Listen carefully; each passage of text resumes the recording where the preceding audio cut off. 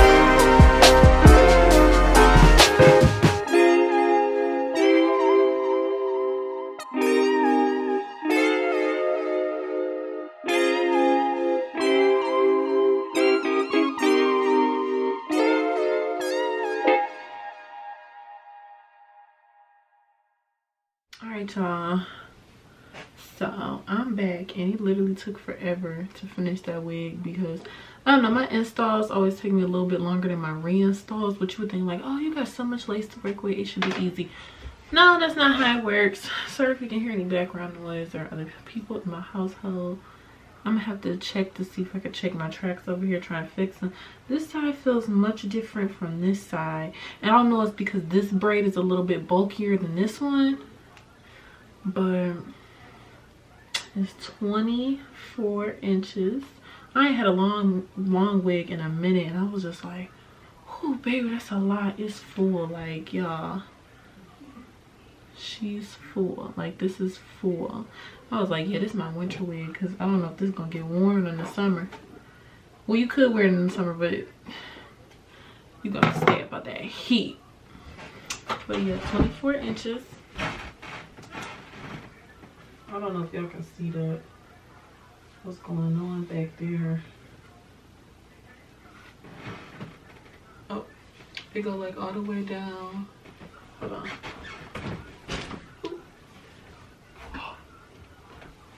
Okay, there we go.